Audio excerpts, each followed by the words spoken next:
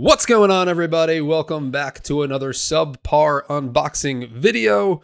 And I say that not because these products are subpar. In fact, this retro games console that we're unboxing today looks pretty cool. But because, well, I'm not really set up for unboxing videos, so they're not really up to standard. And really, I do these unboxing videos because some of my audience has requested it. Let's get into it. Today, we are unboxing this TrimUI, I don't know if I'm saying that correctly. TrimUI Smart Pro Retro Games Console by MechDIY. MechDIY was kind enough to send this to me, and it looks pretty cool. It does come with a bunch of games on an SD card. I don't know what those games are. They do not say or specify on their website. This retails for about $100, I believe, or $99.99. But they're always running sales. I think currently they might be running a sale that's like 15% off. I will leave affiliate links in my description, so if you are interested in this, you can go there and purchase this. So I'm going to unbox it today. I'm going to spend a little bit of time with it, and then I'm going to come back and kind of give my overall thoughts on the TrimUI Smart Pro, or is it TrimUI? I don't know. I'm not sure. Anyway, let's get to the subpar part and unbox it. All right, here we go. So usually my audio is a little poor on my camera phone, so I am actually recording audio on my computer. So we are leveling up here on the subpar unboxing series. Here is what the case looks like. We'll flip it around. I'm not sure if I'm going to have to assemble it or not. It is called MechDIY as the company, so that's a possibility. 4.9-inch LCD screen, 2 joysticks, stereo speaker.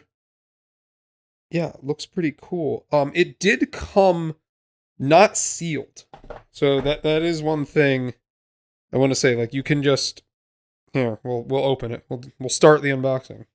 But it came like this. This is as far as I've gotten. I have not gone inside yet. But here is the memory card that it comes with. This is by Surwish. Plug and play for retro game handhelds, digital cameras. Yeah, I believe this has preloaded games on it, so we'll see. Here's the, looks like just kind of a casing. Let's see. This is everything that it comes with. And then, yeah, it looks like we may have to, nope. I thought maybe we would have to put it together ourselves, but it does not look like that. There's the console. Let's slide this out here. So one hand is holding my phone camera, so you have to deal with me doing this as a one-handed man. We'll put this here for now. It is upside down. This is nice, a nice foam protector.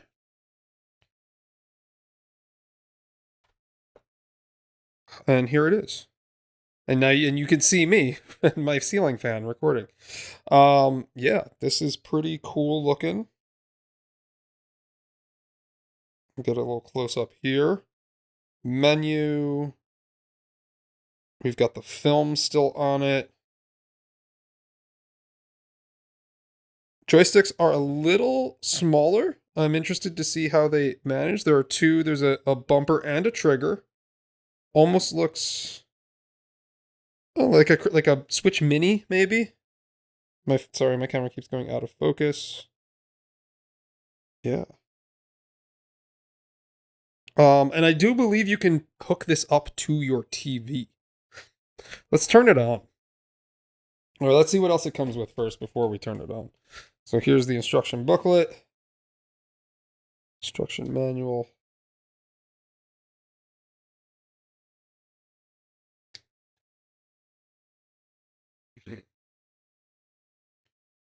Here's the charging cable. And that is that.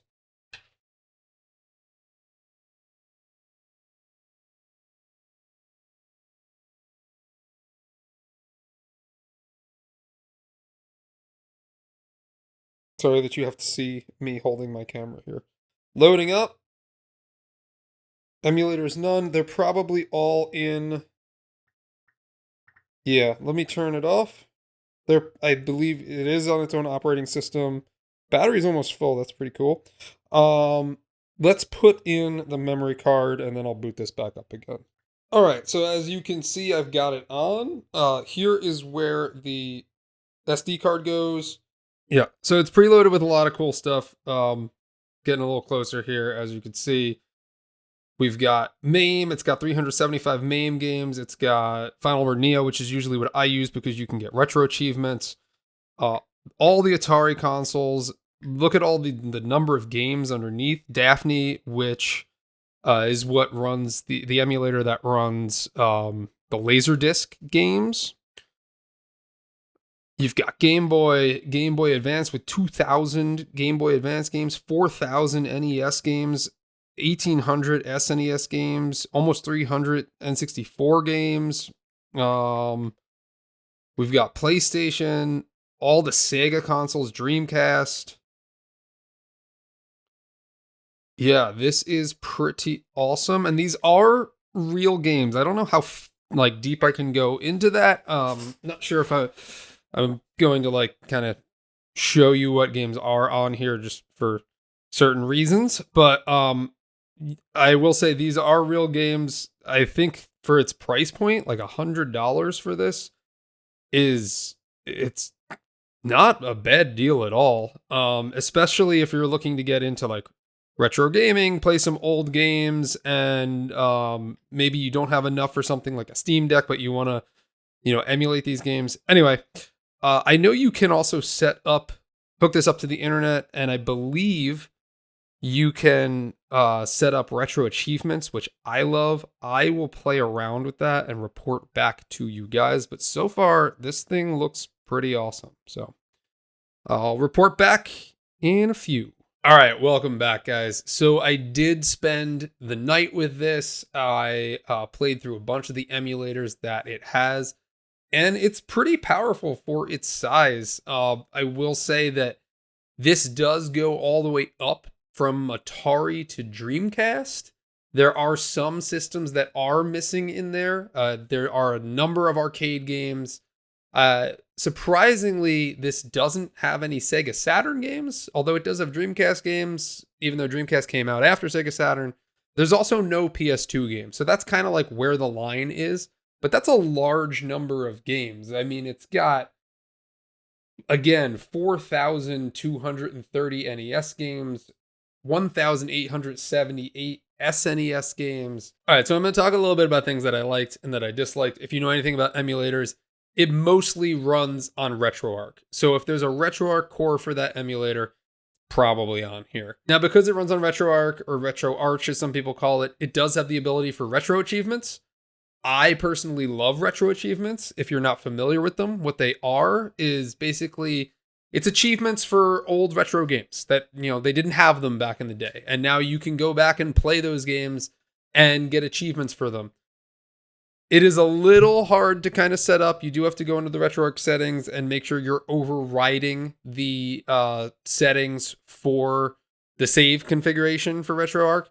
But once I got that set up, yeah, I can go on here and I can play my games and I can earn achievements from old games. That's something that I like. I know not everyone is super into achievements, so that's fine. But I do think this is more just for the casual retro gamer, someone who just kind of wants to turn it on, unwind, start playing these games. If you're trying to customize things, I'm sure you can, and I'm sure there are guides on how to do it. I didn't really look into it too much, like adding new ROMs or customizing new ROMs, but I'm sure you can do that. But I do think it's much more on the casual side than it is on the expert side. Now, it does have Bluetooth capabilities, and you can hook it up to your television. I did not do that because I don't have a USB-C cable that goes to HDMI, but the capability is there. And you can hook it up to a Bluetooth controller. So if you have a old Bluetooth controller and you want to just hook it up there, you can play this on your television. Now, some of the things I disliked. The screen is not a touch screen. That is a downer, but I mean, I think it's fine. There are, surprisingly, Nintendo DS games on here. So on games where you do need the touchscreen, there is a virtual stylus that you can use with the left stick here. I played a number of games across multiple platforms, and the only time I noticed any type of glitch or slowdown was when I was playing some 3D fighters, 3D arcade fighters on MAME. I noticed that some of them don't have sound and are really slow, but when playing 3D fighters on like Dreamcast or PlayStation 1, any of these emulators, it seemed to run perfectly fine. And I played a number of games on Dreamcast, on PlayStation 1, on PSP. The only time I noticed a slowdown was playing 3D fighters on MAME in here. Now, this does retail at $99. So, I mean, for all these games on this device, the battery life also, I was playing it for a few hours last night. I'm at 54%. I received it at 89%. So battery life does last pretty long. For $99, if you're looking for something to just play old games on, compare that price to something like a Steam Deck, which goes for what, between $250 or $300 to like $600. If you're just looking to play old retro games, I think this is great. $100, you get all these games, play while you're traveling or commuting. I do believe they are running a sale currently for 15% off for Halloween. I will leave the links to that in my description if this is something you are interested in purchasing. As always, thank you guys for joining me on another subpar unboxing episode. I will be doing some more of these in the future as I get some more tech or gadgets or things that people want to give me. So thanks again. If you enjoyed this video, it would mean a great deal to me if you could give it a big thumbs up. And hopefully I'll see you on my next unboxing video. Thank you very much.